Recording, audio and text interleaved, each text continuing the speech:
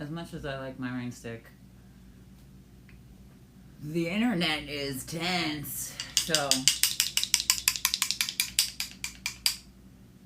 So I bring these instrument of many cultures, but there is documentation of a beautiful song from Choctaw people using these, so they've been really good to me. And hopefully good enough to us to clear the space, eh? What's up, and keep good vibes here. I know familiar faces, so good vibes.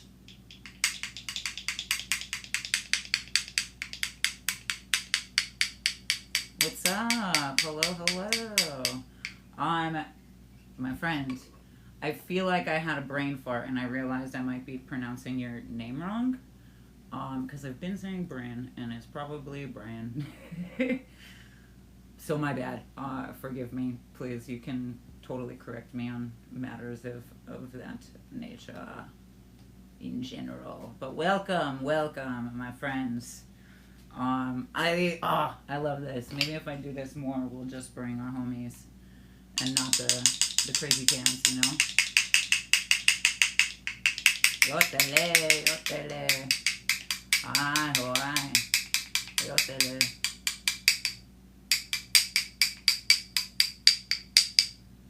So, I hope you can feel that. It's such a good sound. Clear your space as well. I'm sure it's been an interesting day. The winds are changing, the tides are changing, the weather is as bipolar as the rest of the world. Stay atenta. Happy new moon, my friends. Thank you for being here. It will be a lovely new moon, and so I do have some thoughts about where the planets are, and what they have communicated to me thus far. And then we will pull some cards so as to see what the planets and the moon have as far as wisdom to offer us, and perhaps maybe give us a clearer scope of view through the heated heads that we find ourselves amongst, and perhaps also within ourselves. Thank you so much for the love. I helped somebody reach 100,000 likes yesterday, so maybe that'll be some good karma on me, yeah? But anyway, happy new moon. It will be a moon in Sagittarius proper from various sources. It'll be rightly so. It's working there, so, you know, none of my typical deliberations or questionings of the sources. Moon is in Sag, and also with the Sun, and also with Mercury, and also with Mars, and also with Venus. Well, technically Mars is in Capricorn, but Venus is also there, and Black Moon Lilith, or Black Moon Lilith, as I like to say, is what's up, my friend. Welcome. 'Tis good to see you. I hope you are well. Happy new moon. New moon in Sag with the Sun, with Mercury, with Venus, with Black Moon Lilith. Mars very, very close by, very much in the conversation, however, technically in Capricorn, in the very, very initial degrees of Capricorn, which is important, which will come up. So, bear with me as I run through. Black Moon Lilith is also technically Scorpio, which is very much assisting the intense Mars energies and the way it's innovating with Jupiter energies. I know if you were here yesterday, we touched on that a little bit, because it's unavoidable. Mars in Capricorn, especially with the way that we understand Capricorn, is so much more about, like in Western view, it's so much more about brute force, and force is not power. There's actually a really great book by that title, Power Over Force, or Power versus Force, I think, by some cool doctor. I forget his name, but I have one of his books. Perhaps I'll find it so I can show you. Because Capricorn's also like the sea goat nature, right? Kind of interesting because Sagittarius is also a hybrid as far as like half man, half horse. So perhaps that's also the ways in which we're rooting into the energies that we will be moving into, or rooting to prepare ourselves to move into energies as the zodiac of the year changes. So consider that the duality and the androgyny and the hybridity, I don't know if that's a word, but hybridity of these particular ideas and signs, and it will be reoccurring, especially because of not just the signs that they're in, but the relationship between Mars and Venus as well. Especially assisted with Black Moon Lilith. We're looking so much deeper than the surface. Scorpio is very much, I mean, even in its connotations of serpent-like energy or ficus energy, whatever signs that innervates into in any astrology is always very much sensual, subtle, but very deep and penetrating. And so, with Mars in Capricorn, rather than brute force, may we consider the duality of this sea goat creature, and understand the balance required for either of those creatures. The goats, mountain goats, climbing on the very thinnest edges of mountains, gracefully so, fearlessly so, but also, land creatures also can be, or often are assumed to be afraid of the water or something. And in reality, that hybridity allows that creature to also be able to ride the tides. Did I say that already? Something about waves? 100% that's going to come up again, too.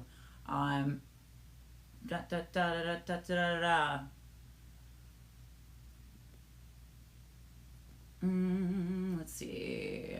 North Node Pisces is interesting because if you consider everything that's going on, I think instantly what I picked up was this sense of overwhelm, this sense of such a forward motion, like so much forward thought. Maybe that's also anxiety and being sort of like so trapped in the ideas of the future. Thank you guys. If you do not want to be here though, because you don't want to stay on topic, then by all means, see yourself elsewhere. What was I saying? North Node Pisces, overwhelm. Yeah, exactly. Similar to all of the antipode ideas that surround us and the intensities that are very much on the ether, as everybody argues on the internet. Antipode to that is not just Pisces and its overwhelm and the depth of it, but Virgo and Libra. And 100% I think that has a lot to do with the level of trust we have in ourselves or in other people or in systems, but also like short but sweet, devils in the details. It's very much people like fact checking. It's very much doing your due diligence. It's very much checking your sources. It's very much, and like not devil in a bad way, not devil in the typical puritanical frickin' Christian ethno-state way, but devil as in knowledge, devil as in even in the devil card in tarot, it's about the knowledge of what it is you're tied to. It's the sensation of neurological connection rather than whether or not it's good or bad, because growth is always there. So trust your ability to gather information, trust your ability to disseminate from overwhelm of information. And if you do not trust yourself in those regards, well, then you can look at that as an opportunity to assess those details, to understand the codex of information and the ways in which you need to fill in the blanks. Opposed to that is, interestingly enough, Vesta and Aquarius. which is very much an analytical warrior, is very much somebody who doesn't need to play bravado because they can, in fact, defeat their enemies with the mind. And, just to go back to a quote that I always return to in the Bhagavad Gita, it says the best way to destroy your animosity against your enemies is to destroy... The best way to destroy your enemies is to destroy your animosity against them. That's what it is. With that, much like we were talking about, too, with the swords, much like we were talking about King of Swords and Swords' nature, and the ways in which it's not necessarily the sword itself, but the conductivity that it serves, because metals, lightning, energy.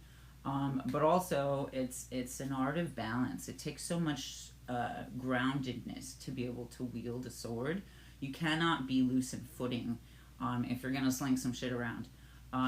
But also, the people that wield their weapons most are not the ones that, or wield their weapons most efficiently are not the ones that brandish them, are not the ones that tout them or show them off. And that's something that needs to be, and I say that here all the time,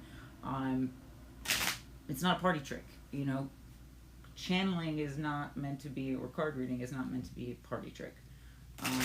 And I will never say that this is just for entertainment, because it is, in fact, for knowledge.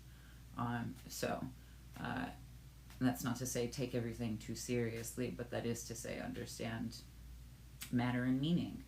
And Aquarius is very much somebody who, with the assistance of Sagittarius and big pictureness and goal-orientedness and Black Moon Lilith, and being able to pry up the surface and dig beneath the dirt and, I guess, excavate knowledge in that way, then you have multiple angles, multiple tools to this analytical warrior that Vesta and Aquarius is very much assisting in, as far as the devil in the details, or Pisces overwhelm. That will also illuminate the difference between confidence and conviction. Because some people, I think, maybe conflate those two things. Like, confidence doesn't have to be faulty or false or faked. Conviction, however, comes from a deep passion, comes from a deep inner knowing, and also knowledge. It comes from a unification of those things that becomes kind of like purpose in a very big way. And I do think finding your purpose has been very much commodified in, self-help communities, for sure. I blame capitalism, when in fact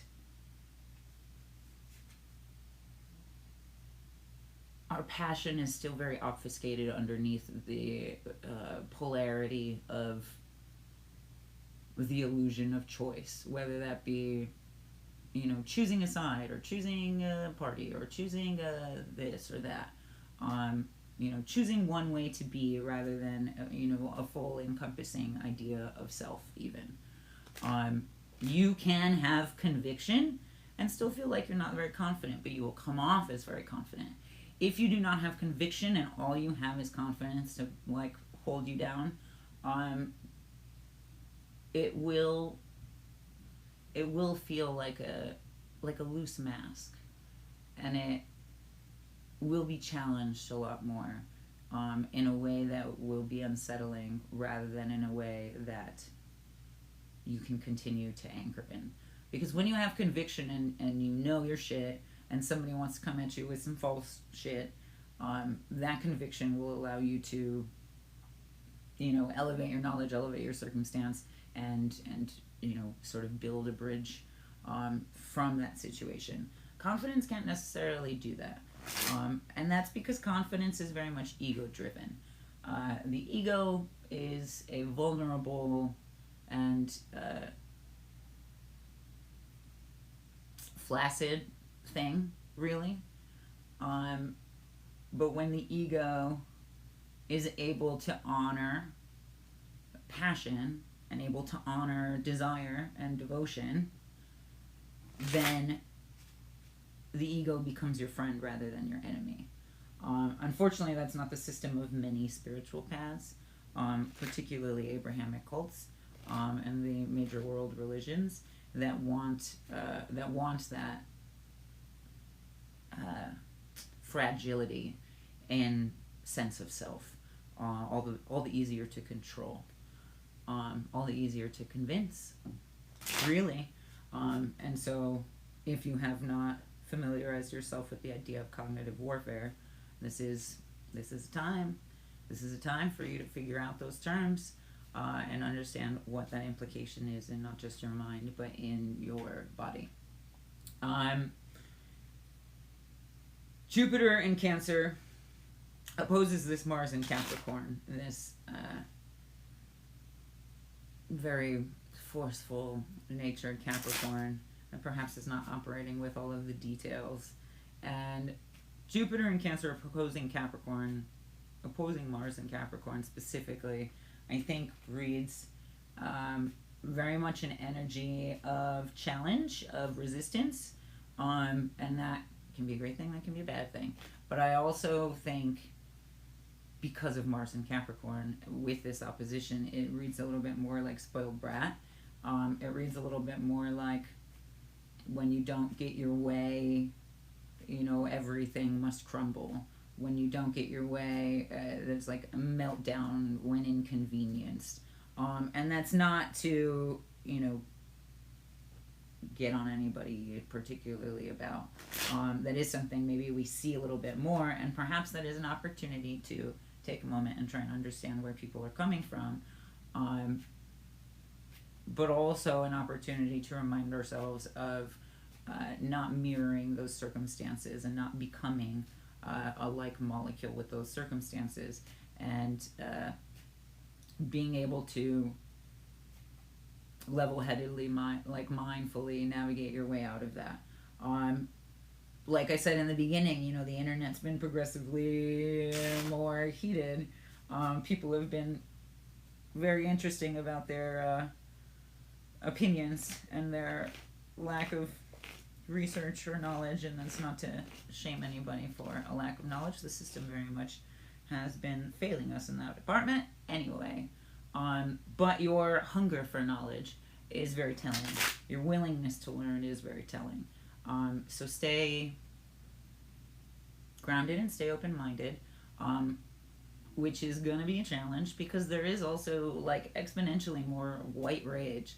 And if you read my Qualities of Power, Powers of Quality, there's a research study that I cite in there, and also add the graph for visual as well.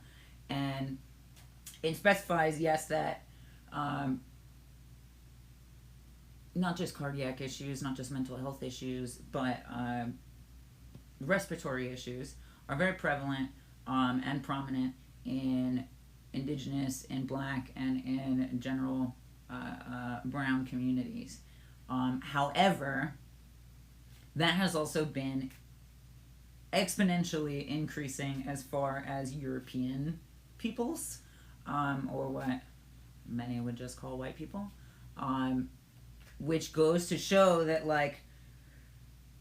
for all the time they thought that the system would never fuck them over as long as they fucked over somebody else. No, it's coming back. It's coming back.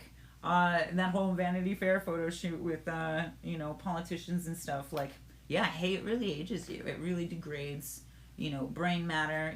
I'm sure staying up at night thinking of how you can take over the world with fascism is also attributed to their poor aging.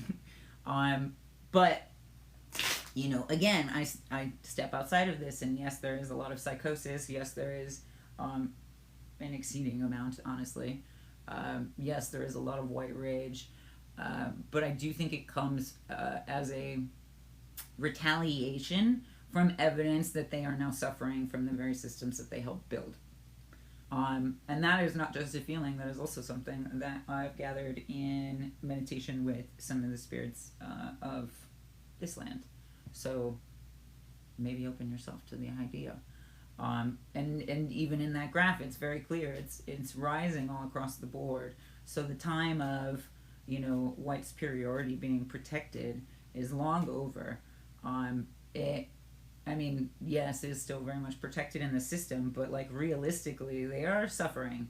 They are suffering, and they are angry about it, and they are taking it out on people.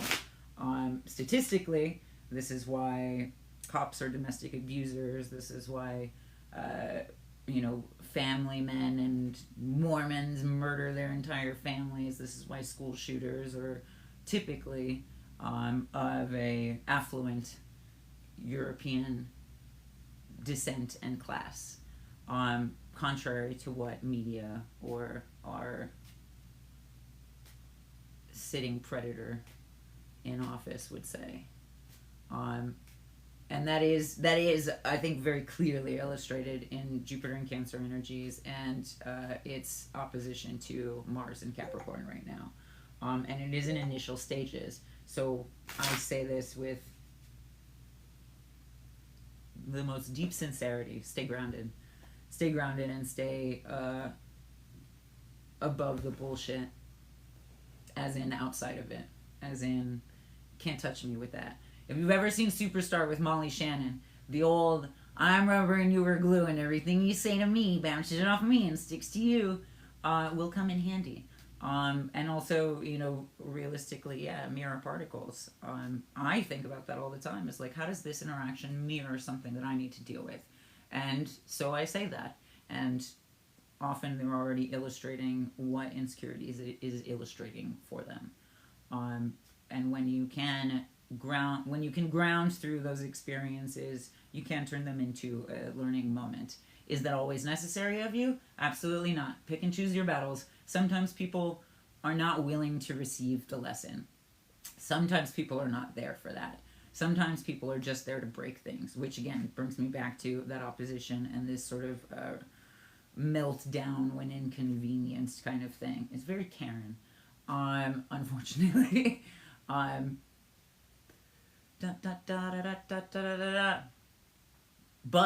But it doesn't necessarily have to be just that. I do think that element of riding the wave comes back in, because there is very much this linear conversation. Thank you so much. There's this very much linear conversation between Venus, Mercury, and Mars, and Mercury in the middle, very much facilitating this conversation between those two things. And that is many things. People are getting married, engaged, new relationships, cuffing season. So literal, for sure. But again, Black Moon Lilith, Scorpio nature, dig beneath the surface. That is also very much in a microscopic way, or macroscopic, depending on how full of cosmology you believe you are.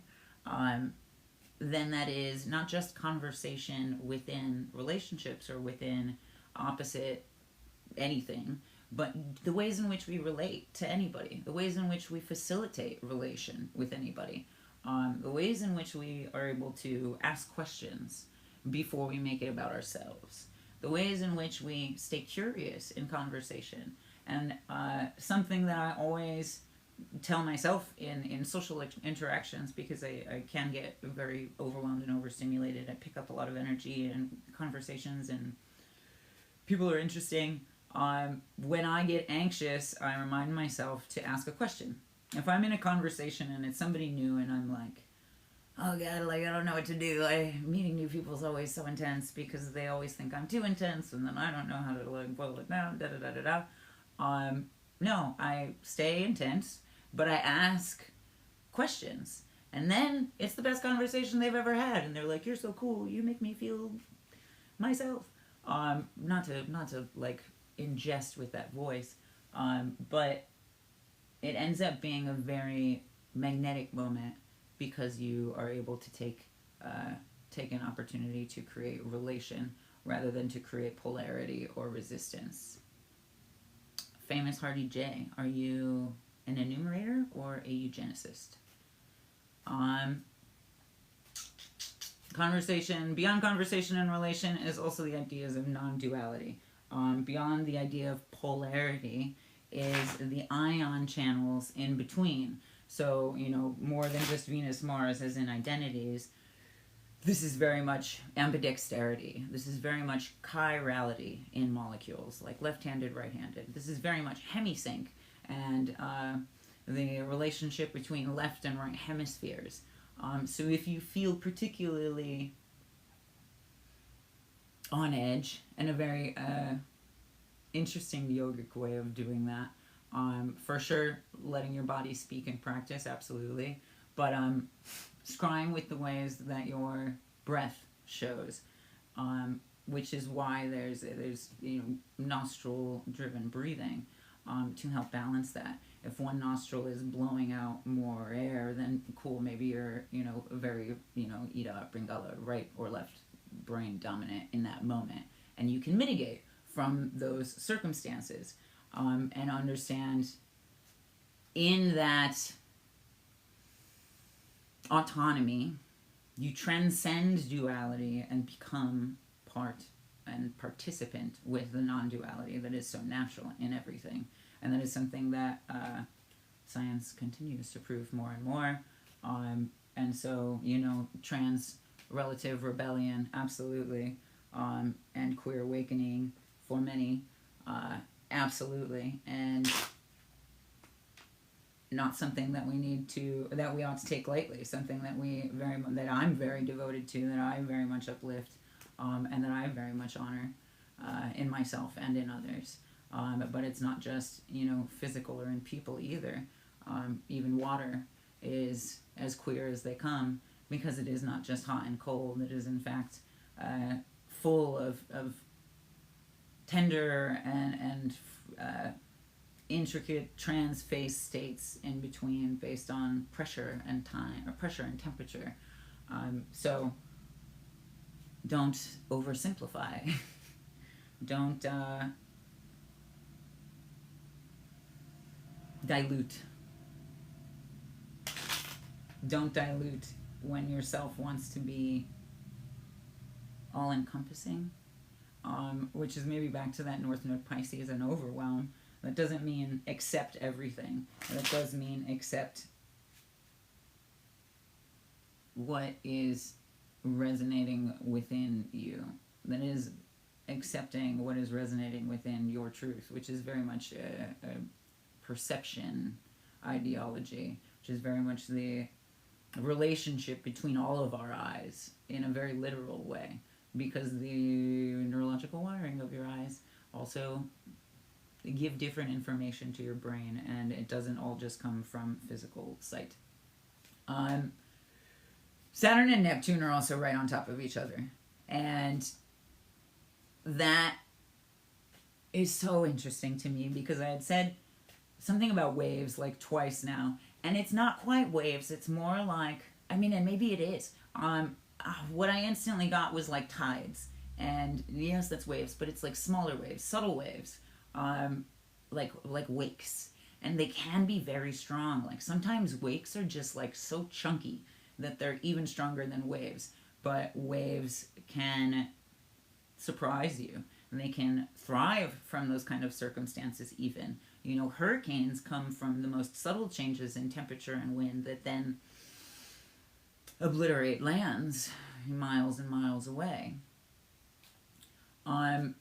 But also, don't overlook the small things. Be very grateful for the small things. Don't overlook your small successes. Don't overlook your small goals. Don't overlook your small wins or rewards. And don't put too much weight into whatever you think is a loss, because it is, in fact, a ripple in time, and any drop that you put in can begin to resonate and spread. So again, groundedness, mindfulness, so that we're not just dropping willy-nilly BS, but that's so we are able to really appreciate the ripples that come from the seeds that we do plant, or the ways in which we do emit frequency to water, really. I know cymatics is a thing, but like very much that's like, it's also like speaking to it. That's such a subtle vibration, but not one to be overlooked. It is one, in fact, that can be retained in the cells of the water, in the same way that even birds can mimic sound waves that we put out to them on a repeated basis, or on a basis enough for them to gather information about it. Da, da, da, da, da, da, da, da. What else? Jupiter and Uranus, that relationship is interesting. It's also very intense because it's both ways thinking outside of the box, thinking outside of barriers, thinking outside of limitation, thinking outside of the walls with which you've been told you had to navigate within. It's very much like, what's that Plato's cave, where they have to think outside of the box, think outside of the literal dimensions that they've been given to be able to understand the light and the shadow and where it is that they're moving. But it can also feel a lot like ostracization. It can also feel very much more like you feel outside of the conversation. And that innervates with a lot too, because I feel like in a world that is ungrounded, when you are very grounded, it does get really hard to relate. In a world that thrives on ignorance, it does get exceedingly harder to socialize when you are interested in knowledge. But that should not be a dissuasion. That could be an opportunity to pique curiosity of other people. You know, what makes you curious? Maybe that's the thing to focus on. There is a high level of direct nature here as well, where Mars in Capricorn was very forceful.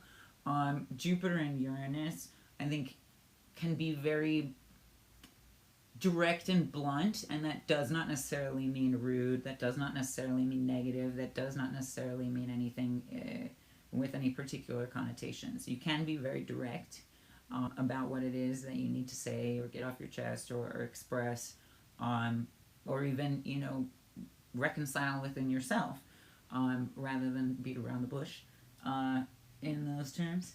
And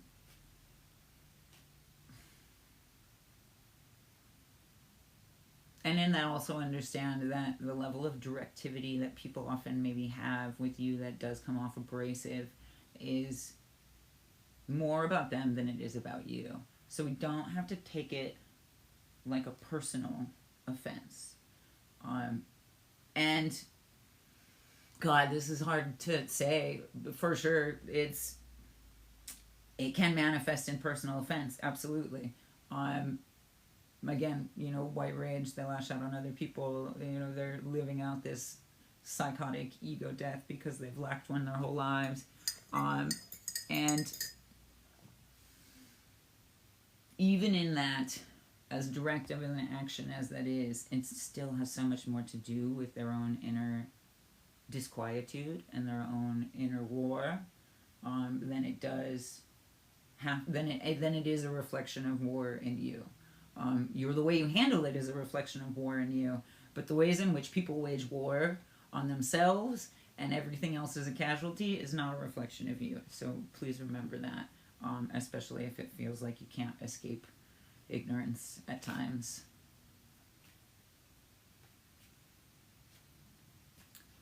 Let's see.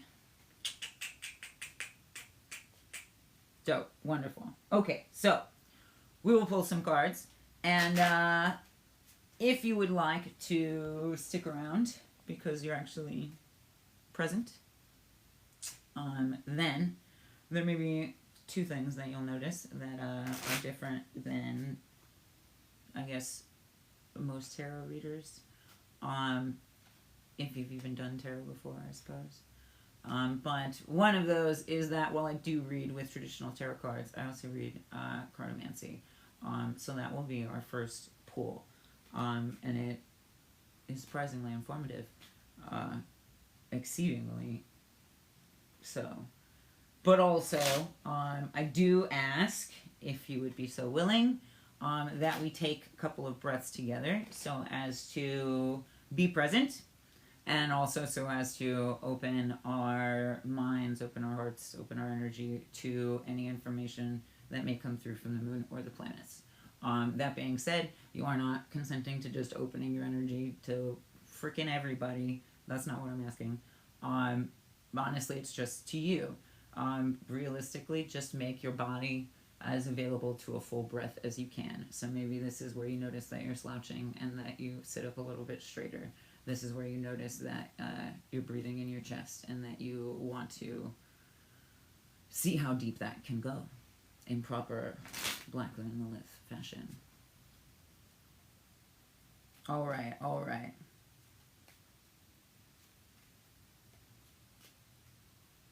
Lovely. Much like there are cards in between you and I, and we are hanging out, do me a favor and take 3 deep breaths with me.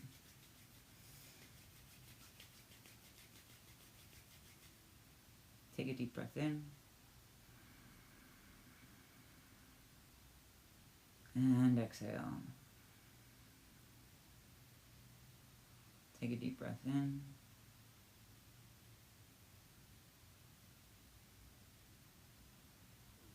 And exhale. Take a deep breath in.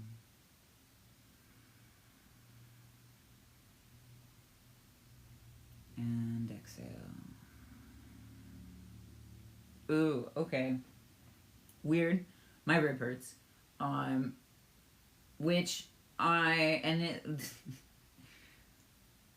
rib hurts, and I think that's because we don't have a clear understanding of what it means to be devoted or what it means to be submissive to. I think that is something that ultimately the world has a very difficult time understanding.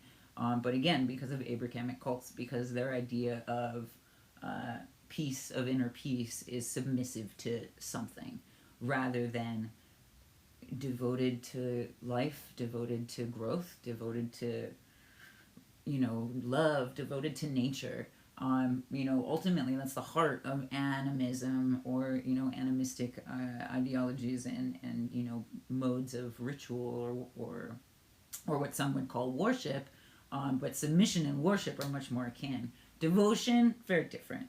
Very much in the same way that religion and spirituality are not the same. That is a perversion of spirituality, and a psyop, a method of control. Honestly, the most successful social experiment has been organized religion, because nobody knows how to think for themselves anymore. And, we're in such a capitalistic, materialistic, even in a spiritual sense kind of way, because of religion, that we, as a collective, fail to understand that devotion can also be very liberating. That your love for something bigger than you, outside of yourself, the inspiration that you derive from it,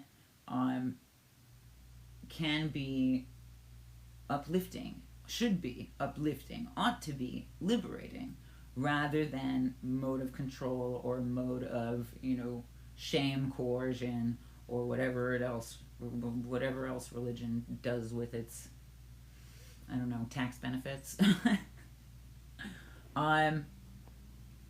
That being said, also very much a depression on my shoulders, which is very much, like I said, with confidence or conviction. Confidence will be challenged. Confidence will be checked. It's almost like those very systems, much like churches don't like you asking questions because they can't answer them, forces themselves down on your confidence in order to keep you submissive. This is also something that the government does. This is also something that most of our managers have done in some way, shape, or form. This is also something that unfortunately lots of generations of parents have done.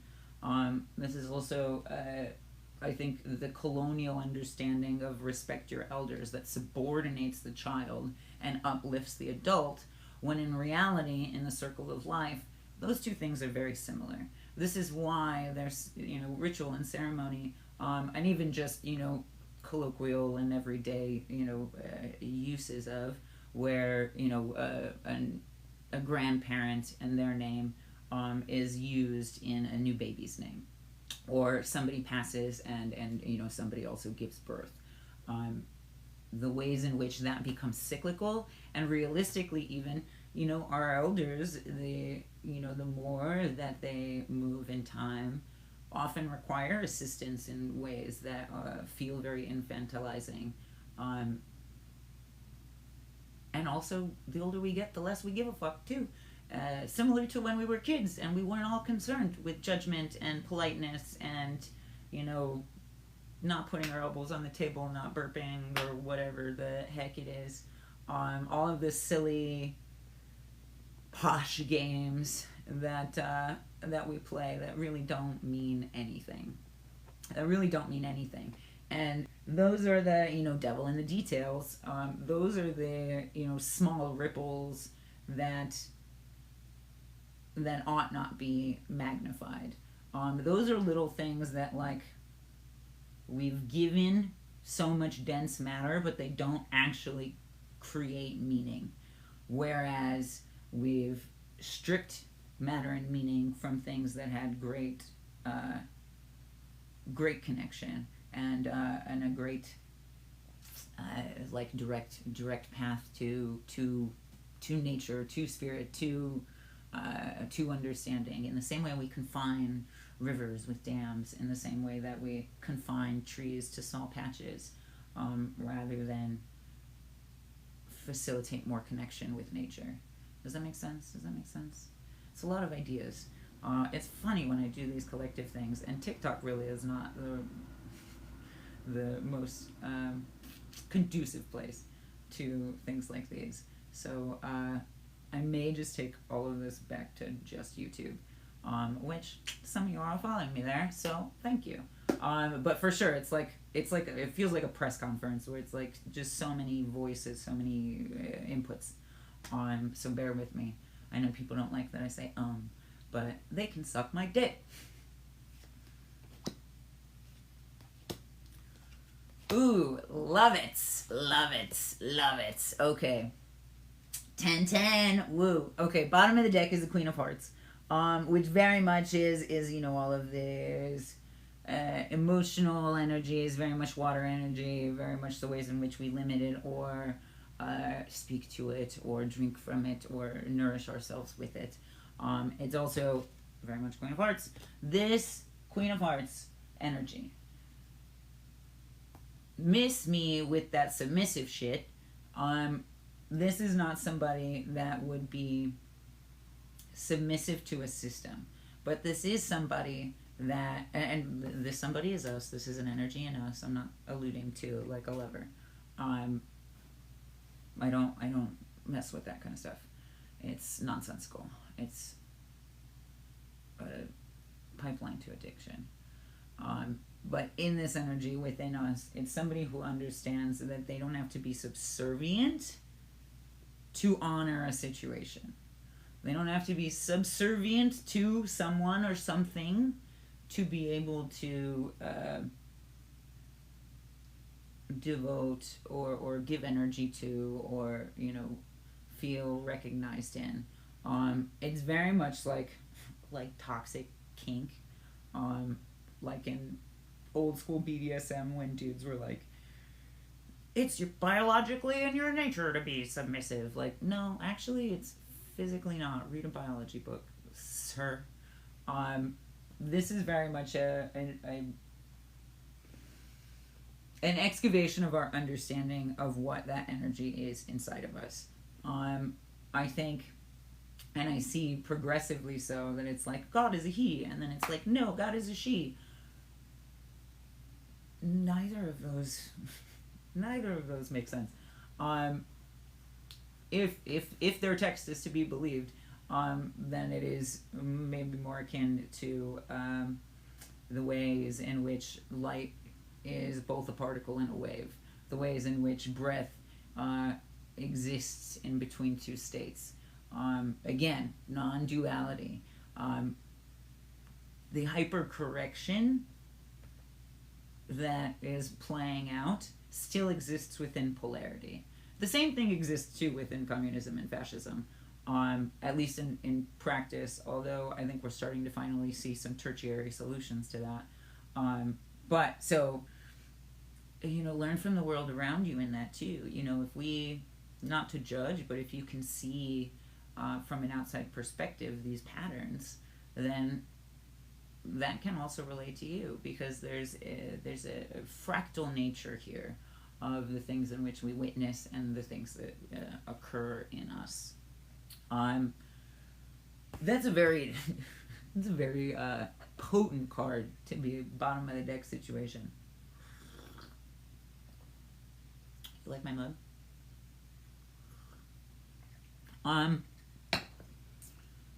Preliminary threes, 10, 10, and a 5, which is wonderful, which is super wonderful, because that 5 is also a continuously creative space. It's a regenerative space. So not only do we have like high octave energy, high chordal tones even, and ones of great like exhilarating nature, ones of great exuberance. It's fire and earth energy, 10 of diamonds, 10 of clubs. So very active energy, right? And very much like, especially with this 10 of diamonds, as grounded as I want it to be, it is kind of like when bells go off when you win something, like when you get like a ding ding ding on like a jackpot, because you have like the totality of a situation amassed, because you have collected so much information, or it's your harvest, it's what you've collected up until this time. And so maybe that's also a call to take inventory, and that is in fact a way to get very grounded, especially if you're torn between things. There is something called as a mathematician, something Martini. And so he developed a Martini principle, and rather than you balancing an equation as in negating it, as in canceling everything out and turning it to zero, you balance an equation in a way that illuminates the remaining factors. And the ways in which that I've used this is the ways in which we make lists. Do I do this or do I do that? Is this a better thing or is this the better thing? And balance that equation. Write out all the things that I think are good or bad. Write all the things that I think are good or bad, and then kind of connect the dots. And maybe these two things are the same. So that's not really going to be a deciding choice. But maybe these two things are, opposed to each other, are antipode to each other, and one really, really very much sits well with what it is my goal is and where it is my value is, versus the other. Does that make sense? 10 of clubs is very much the building of that energy too. I kind of feel like in a way this is also like building a fire and then taking all of the things that we have made and throwing it into it, which, to be perfectly honest, I think about doing that with all of my art all the time. It's part of it just feels therapeutic to think about, I think. But new moons, that's very much part of the ritual of acknowledging that blank slate energy, and maybe that's not just putting something in a fire, but the ways in which you can really make your mark on a brand new page. And a brand new page, especially if you're an artist or a drawer or anything, or you write or journal a lot, a brand new notebook, that you think is really pretty, can be so hard to start because you feel like it needs to be perfect. And in reality, it's the thought that counts, very literally. And sometimes there is great relief and great freedom in just starting and going all over the page and going crazy with it, and writing in all directions and throwing all rules to the wayside, and just being free in that space. And so I think that's very much a case of this. Like, what is your inner fire? Find that fire, build that fire, and tend to that fire. And whatever ideas you have of you that still block you from seeing how brilliant that fire is, or that change the tone of that fire, burn it.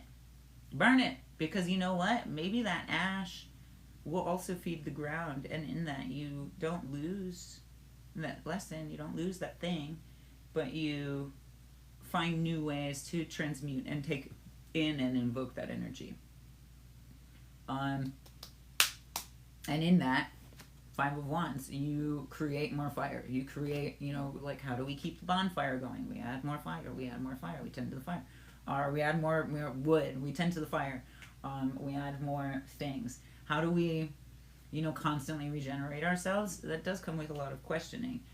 In my Banish the Patriarchy course, 100% this comes up, because the ways in which we attach to things, ideas, these preconceived notions that we have, the emotions that are then attached to them, and the ways in which that solidifies in the body, also become like a tint on the screen, also become like a version of glasses that we wear that changes things. So if you have this internal belief that, like,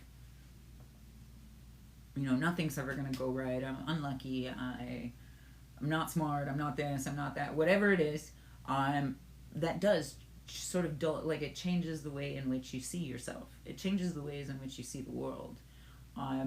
Conversely, there's people that think that their shit don't stink, and so 100% it changes the way that they see them. In fact, I wonder if they can see themselves at all, which is maybe where the energy vampire thing comes from, because you know how vampires don't have a reflection, and it is a hard thing to be able to willingly look at yourself, but only because we have not connected to ourselves. And so something that so that being in my course, it very much goes through sort of peeling back those layers, deconstructing those layers, and then being able to address how and in what ways that, is causal or correlative with our ideas or behavior, and is that true to us, or is that a condition? And so we recycle. It comes from a place of foggy glassed ignorance, and the more that we can face that, the more we can gather information about ourselves and really strip back bare our most honest self, so that we're honoring ourselves in the right way. And if you're, like, with this Queen of Hearts again, if you don't feel like you're submissive to your boss or anything else in a bad way, in what ways are you also maybe beating down on yourself or keeping yourself submissive to an idea? Because that is not what that role's for. And in that, you become an oppressor, not a dominant. You become an oppressor, not a powerful character of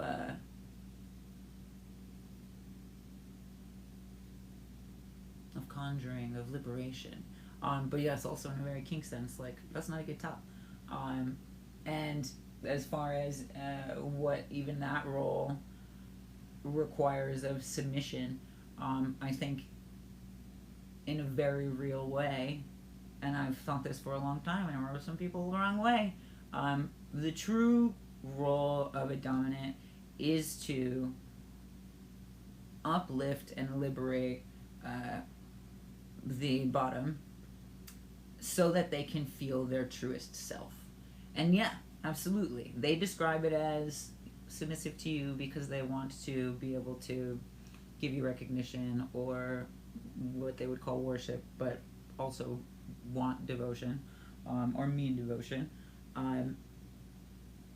Ultimately, both characters are empowering each other to be better versions of themselves, rather than taking one down, or like, that just becomes abuse, psychological abuse or physical abuse, and that is not fun, consensual play.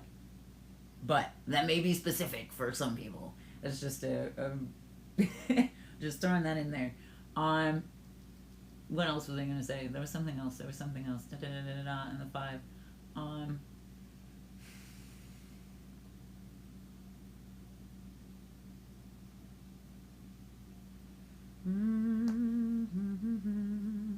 It'll come to me.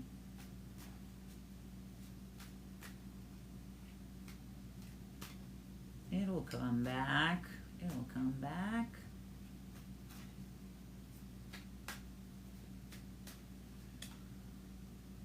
The Five of Wands can also be limitations and boundaries if we are not honoring of our creativity. And in this, that is also a particularly non-dual and very queer and very trans idea.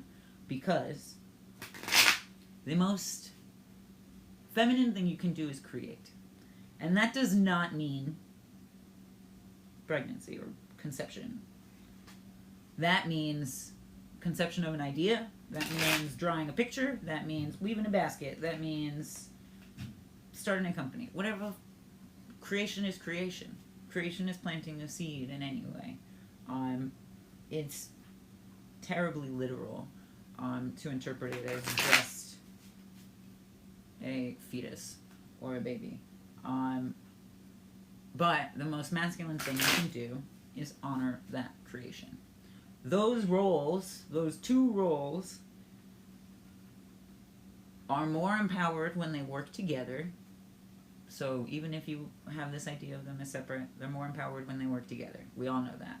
But also these things exist within us. And so any idea that you have, any creative notion or creative drive or creative inclination that you have is, in fact, your divine feminine energy, your magical, cosmic, feminine chirality, and your ability to maintain that idea, to have conviction about that idea, is the way your inner divine cosmological masculinity shows up. I love to, and maybe the most like evident of this that I've seen in my life, is like, yes, absolutely artists that are willing to show their work, artists that are sharing their work, artists that are willing to talk honestly and openly about their work, but also, performers of any kinds, drag performers, the ways in which they create an identity and then continue to present that identity, and maybe somebody's talking shit about how they don't like this costume, but you back yourself up and you stand by your business, you stand by what you made. You stand by what you made because you made it with love. And that is devotion. That is the cure to the false ideas that we have about submission. And that is why people that are submissive to a god rather than devoted to an idea of find themselves so trapped.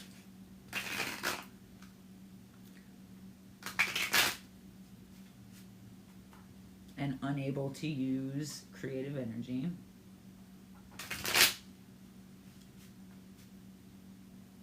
And why those people do not honor or exemplify the ideas that they preach. Hypocrisy at its finest, yay. So when we have that disunite of our own internal masculine and feminine, there is an internal war of hypocrisy existing and occurring within us. So in what ways has that created rips and tides, and in what ways do we create a new frequency against that? Because they will intersect, and one frequency can greatly affect another. It does not take much. In fact, it balances it out with less than you would think. Because ultimately, I think all of those quote-unquote lower frequencies and more wounded frequencies don't want to be there. Like they desperately want something that they've never gotten. And for sure that makes people difficult. But how do we transmute?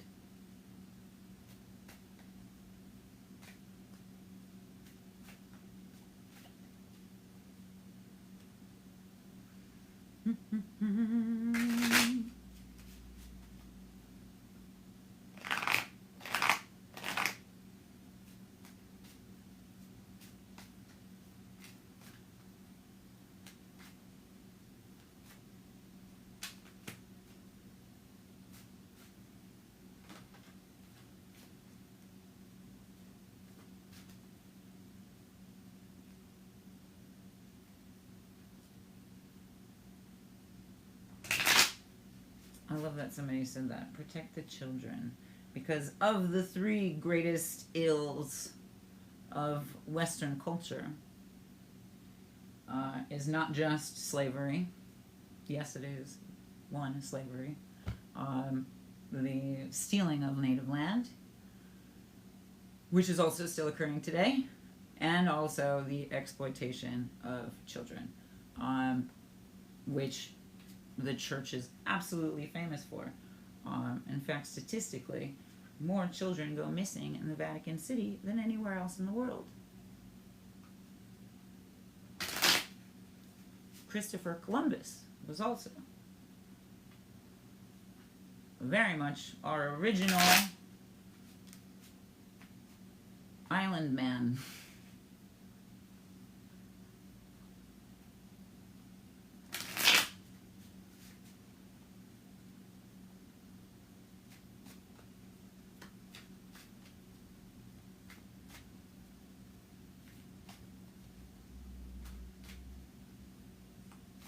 Yes. The the astrological calendar, as well as various other calendars, are very different than the Gregorian calendar. The 13 moon calendar is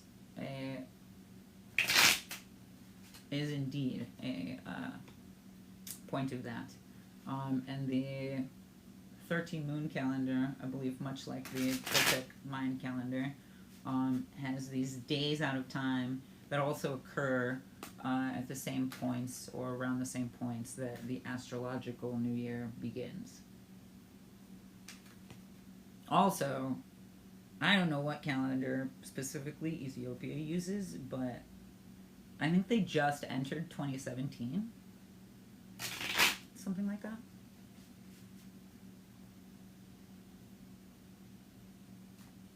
Which is interesting, actually, because there's a lot of time play present, and I was just kind of thinking about it, and yeah, that would actually be a key point in, like, okay, where were you 10 years ago? Where were you? What were you doing? What was important to you? What were you gearing toward? What were you afraid of? And how can we revisit those things with what we know now? Welcome back, my friend. It's good to have you.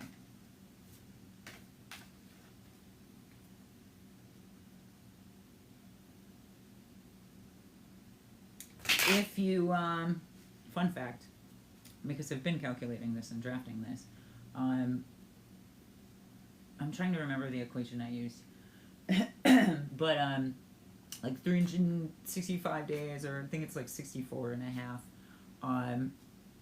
divided by 12 versus 13, obviously gives you like very different results, but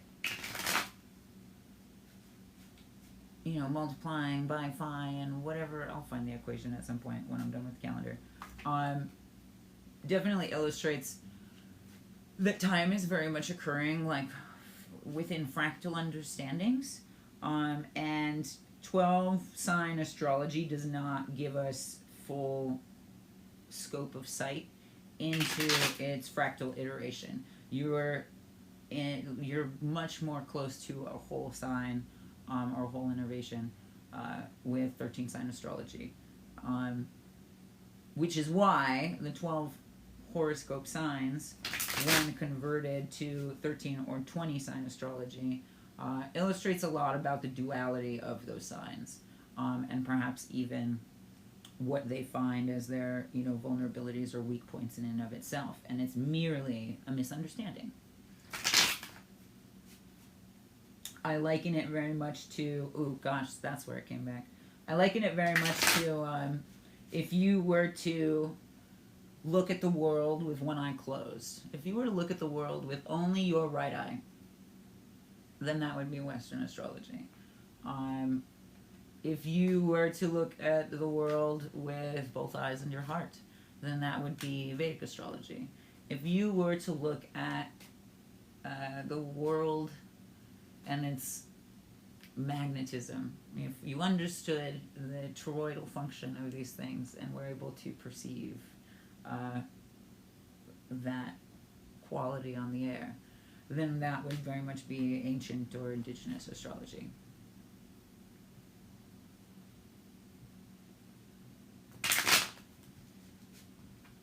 And there is much to learn from Ophiuchus, because that is another 13th astrology variation that you can find, where it is, familiar Western signs, but with its interesting tertiary, or interesting, 13th part.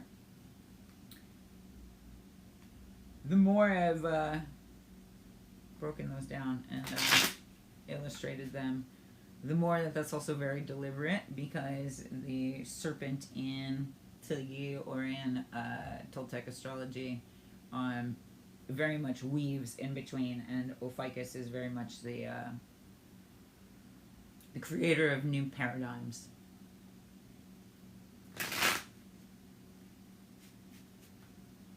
Thank you. All right. Ooh, that's what I was going to say earlier too. As far as connecting with the self on all of what we just talked about with these cards. If you maybe you don't know, if you do acid, most of the time people are going to tell you, don't look in the mirror for too long, or don't get caught staring at yourself kind of thing.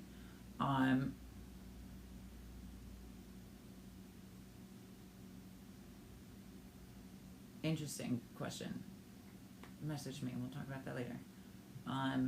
What was I saying before I was so rudely interrupted? Oh yeah, presence and being able to connect with yourself, rather than fearing what it must be like to look in the mirror. If you look in the mirror and maybe you've got some affirmations taking you into the new year, whatever affirmations or mantras you have for your day-to-day life even, which may be more preferable than preparing for any kind of solar celebration.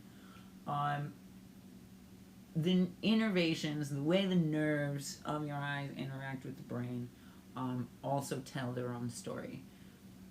You can tell a lot by the way people look at you from this as well. That being said, with all of these significances, look in the mirror, confront that mirror, and look directly into your left eye. Your left eye is your internal world, your right eye is your external world. Too often is the left eye stunted and the right eye is gaping, because we're just taking in whatever the external world is, or we're projecting a ton. Most of the time that's also the case. I feel like a lot of people that are losing it a little bit get kind of that eye. But if you look into the mirror, you look into your left eye, and feel what that does to you, and utilize that as an everyday practice to get more familiar with that feeling and to be able to connect with yourself, and the kind of feelings that you want to feel about yourself. This is also true of the ways in which we've used it before. Something you can Google too. There's some wonderful neuroscientists that came out with all of this information just a few years ago. Granted, I guess if you've been into witchcraft, you've known it for a while. But essentially illustrates that, this is even why parents will hold the baby on one side, and why it's required, or why it's so necessary to bond and to skin to skin contact and hold, because as you're looking in the baby, you're looking at the baby, you're looking into their left eye, they're looking into your left eye, and so you're able to neurologically connect in a very empathetic way. In fact, the ways that it innervates into your brain directly has a lot to do with your emotional capacity, with your emotional cortex. I don't know what it's called. So, if there's resistance to your own compassion to yourself, then that is a really good place to start. If you check out my 777 meditations, that's actually recommended for them, is to meditate with a mirror and perhaps a candle, for some of them, if not all of them.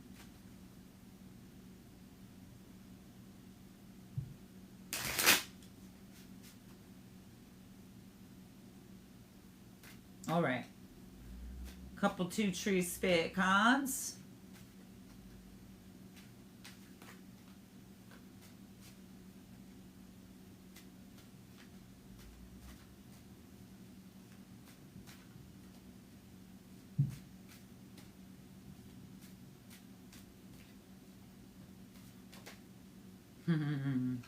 Go figure.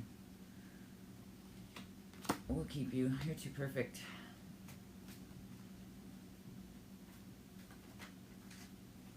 Perfect. All right, my friends. Thank you for being present. Thank you for being on topic. Thank you for being receptive. Thank you for being good listeners. If you would like to, open your body to a full breath. Open your heart to whatever messages the moon may have. And take 3 deep breaths with me. And we will move into spirit energy. Take a deep breath in. And exhale.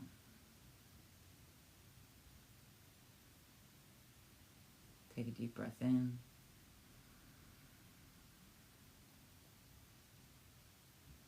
And exhale. Take a deep breath in.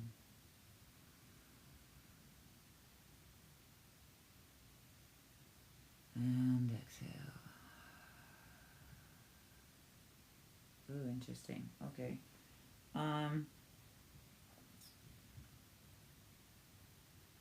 For all of the materialism we've talked about, I feel like that was just also very releasing. Very much like, you know when you push against the water and it kind of sprays back? Kind of like kind of like that. But like very, very like splash zone, but misting very much lightly so.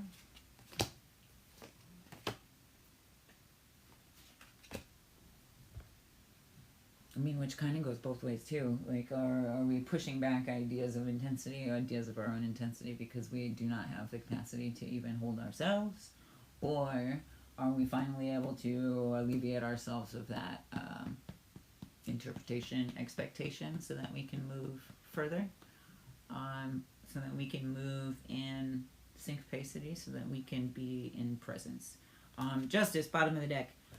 Is very much that presence. Knowledge is very much intuitive, sensory information, very much Ophiuchus for what we've talked about with 15 signs. The ways in which we feel through movement. The ways in which, even if you feel lack, it is not just lack, it is an opportunity to heighten other senses, to heighten other avenues, to explore other avenues that may equate in different heights as well, that may grow in different ways. And that's the beautiful thing about Queen of Hearts and love and devotion, is it's it's a growing thing. It becomes its own frequency, and it begins to reverberate off of everything in the same way that sound bounces, in the same way that light can bounce, in the same way that light bouncing creates its own energy source. I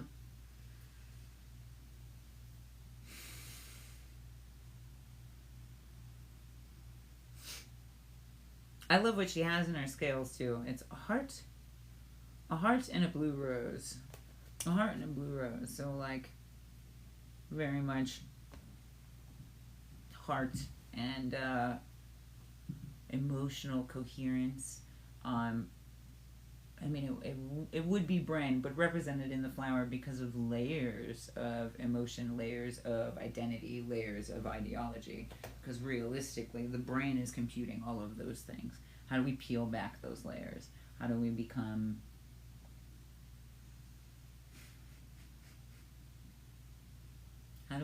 familiar with like the root and the seed? How do we remind ourselves of what it's like to be a budding thing? And that's very much, going back to sitting with yourself, looking into your left eye, and affirming that which you want to grow, and maybe even questioning that which you no longer want to grow. You don't have to,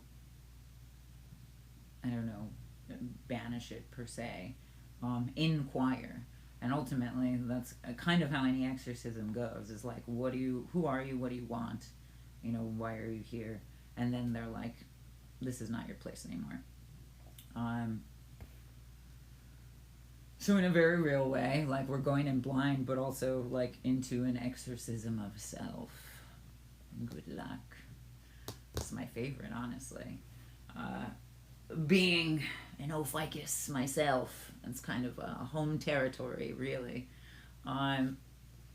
As far as the proceeding 3, bam, bam, bam. This is where we're going. Oh. 9 of Wands, 6 of Swords, 6 of Wands. Oh, okay.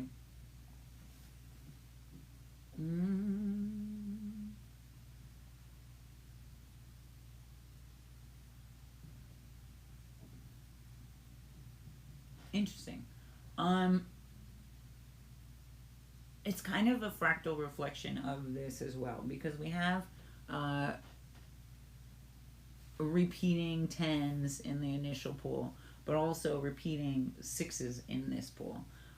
6 of Wands is very much the way in which the collective builds with this 10 of Wands energy and ideas, and oftentimes it's from places of misunderstanding, places of like calcified patterning. 6 of Swords is inverted, and that is,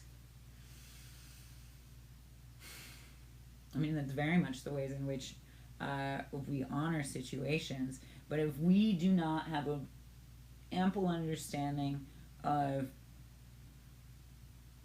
non-duality, of outside of polarity, it is not positive or negative. It is the ion channels in between. If we do not know the ways in which femininity and masculinity dance together, if we do not know the ways in which our own inner femininity can create, then we cannot access our inner masculinity to be able to honor that either. And this, in a very literal way, is why men, in your average context, often lack capacity for honor. If we look at the men in power in macroscopic ways, and also often in microscopic ways in not just governmental systems but familial systems, they lack sense of self, they lack honor, they cannot protect, though they tout that as their purpose, because they have no purpose. Because the patriarchy has also made sure that their only purpose is submission to the system. And that is something that the sooner they realize, the better. And the sooner that we realize, the better. Even, within myself, the ways in which that I initially really maybe understood masculinity in me was absolutely sort of exemplified from the toxic masculinity around me. And then I had to kind of realize, that's not how I want to honor the beauty that I see, or the beauty that I want to keep. That's not how I honor the kind of love that I want to have in my life. So how do I shift? How do I grow? The 6 of Wands can be victory in that sense, but it's an initial card here. So I feel like, again, going back to confidence or conviction, this is a false confidence that falls so much harder because of that. Whereas if we understand our convictions, then confidence is not the problem. This is able to honor because there's conviction in holding and protecting, and in understanding rather than in owning. In a very real way, it's also the difference between people who understand land as real estate and people who understand the land as alive. People who understand, the water as a necessary living thing, and people who think water's just hot or cold and just comes out the faucet, and don't understand the complexities of where it comes from. Nine of Wands that follows this is very much the intensity that we've all been talking about. And the meltdown when inconvenience that is very much akin to this Jupiter Cancer opposition to Mars and Capricorn.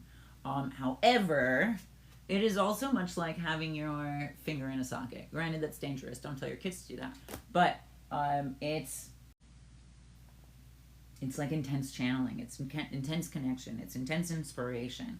And the ways in which not only does that radiate and magnify, it becomes cause for not attention, but you know, when like groups get together and they sort of synchronize, like scientifically proven, in you know, group rituals or coming of age rituals where there's drumming and you know, hot coal walking or something, the attention and the presence that exists there allows everybody's heart to sync up to the same rhythm and to the same moment. And so this can very much be that as well. This can very much be the power that is able to magnify and magnetize because of that, rather than just an internal intensity.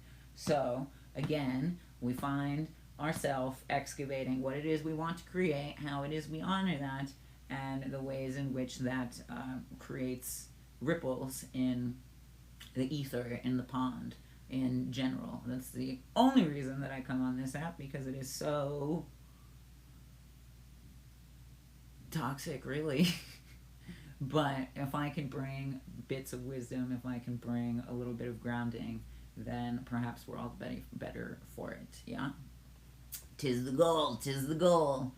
That being said, with all of these energies,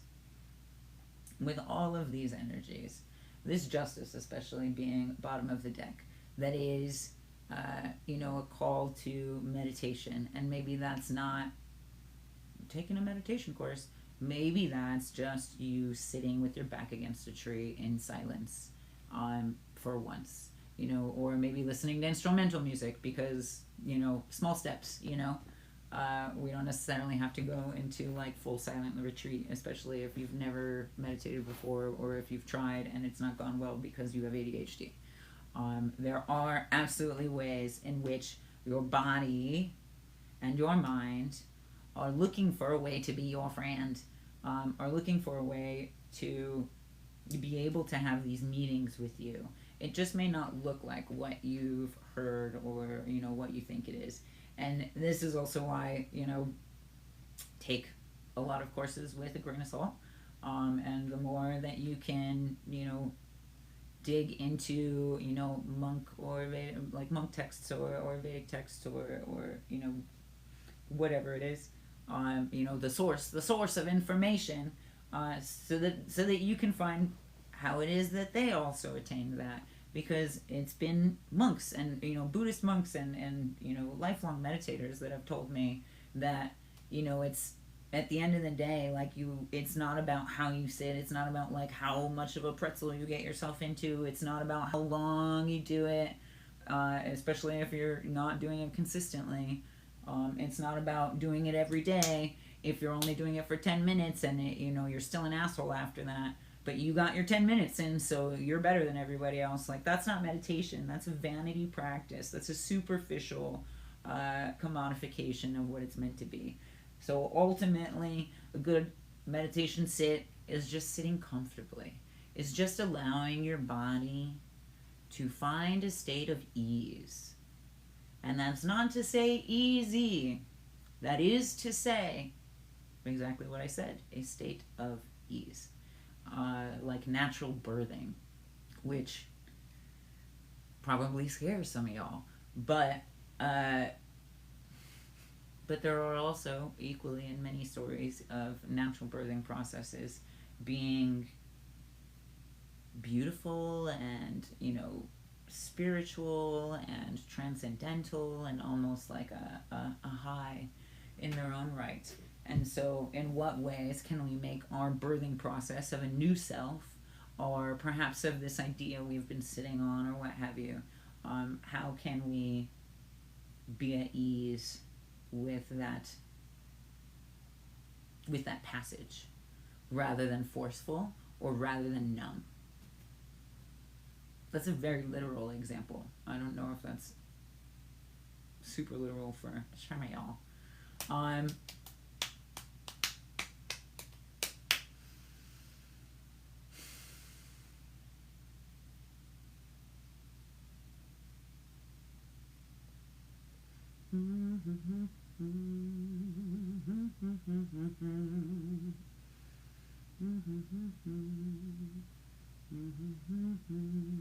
How about this? How about this? If you were to close your eyes and just begin to notice the quality of light or darkness that exists behind your eyes, what then occurs? Are you able to find comfort, or does panic ensue? Are you able to find a place of curiosity, or are you already judging what it is that you're seeing or not seeing? And in that, whatever feelings that arise, ask your body to show you where that feeling lies. And when you find that, pull it up, pull it out, look at it from behind your mind's eye, and allow it to illustrate itself for you. What does that anxiety look like? Where did it come from? What does it look like? What does it smell like? Is it heavy?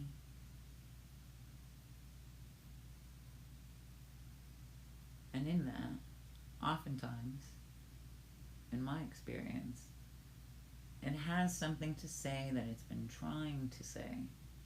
So that anxiety or that insecurity that leads to judgment, or the worry that keeps us watching the time rather than watching ourselves grow,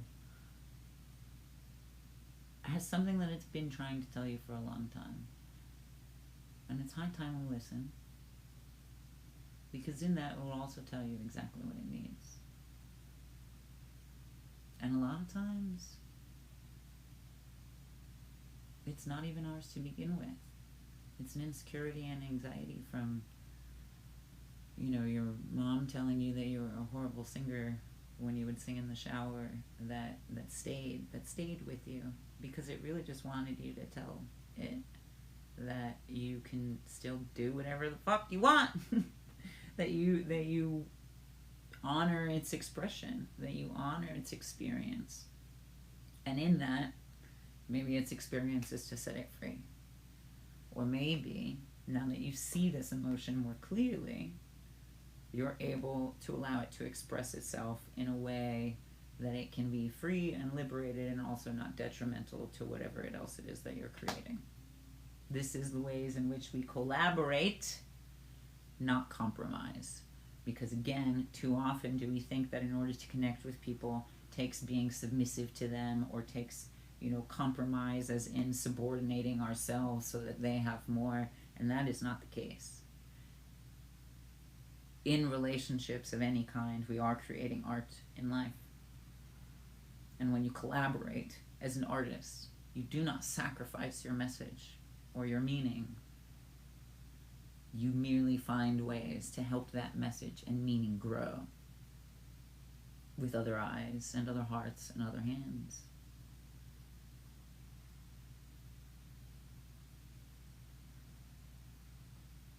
I hope that makes sense. To the right people, it does. To the people that are ready for this kind of message, it does.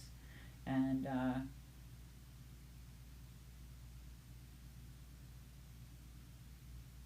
regardless when that is, every moment is an opportunity to return to the self.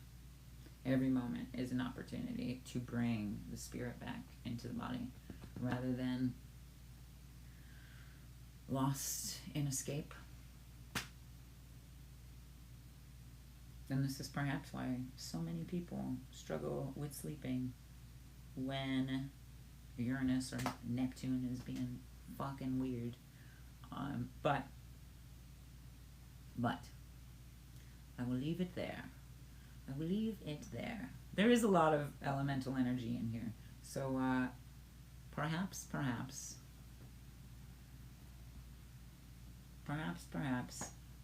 you consider some elemental breath work with any of the various ones we've done before, and any of them that have been maybe specific to this time.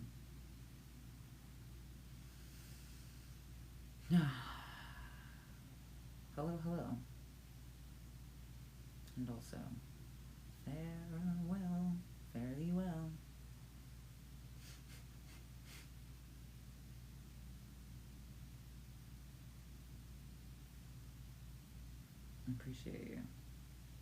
Appreciate you. And yeah, you definitely radiate a receptive listener,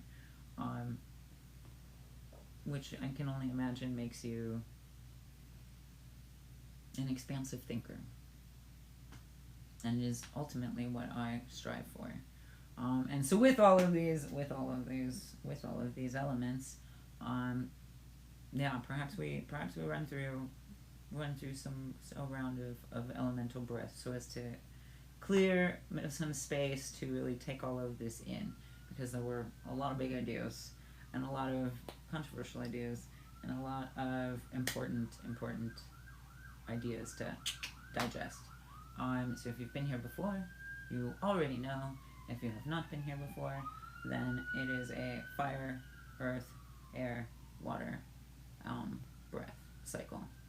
Much like I do the cycle of harmonies with astrology, it is a cycle of harmonies elementally, and one that can both accelerate and clear and calm all in the same, so that we are not just loose rockets in the sky.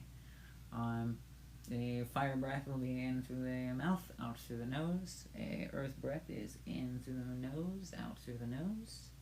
Generally good for grounding and anxiety. A air breath is in through your mouth, out through your mouth. If you are already, particularly anxious, then that is not what you want to rock. You can still do in through your nose, but draw the tongue out so that you also activate the root chakra. And a water breath, not to be confused with an Ujjayi breath, is in through your nose and out through your mouth. And activates all of these things. And do 3 counts of each. Yeah? Party.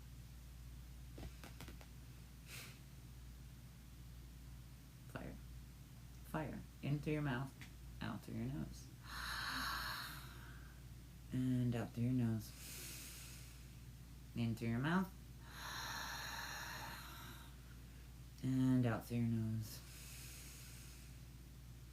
In through your mouth. And out through your nose. In through your nose. And out through your nose. In through the nose. And out through the nose. In through the nose. And out through the nose. In through the mouth. And out through the mouth. In through the mouth. And out through the mouth.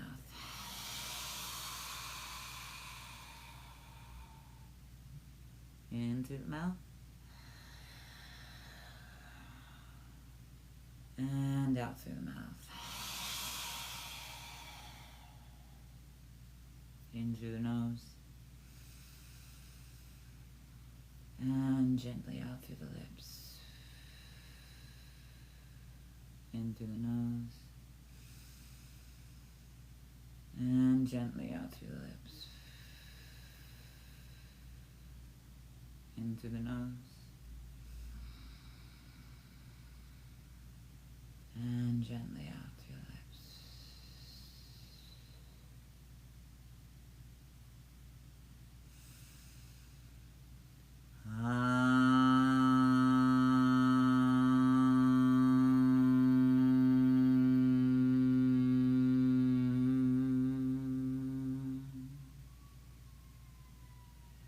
interesting.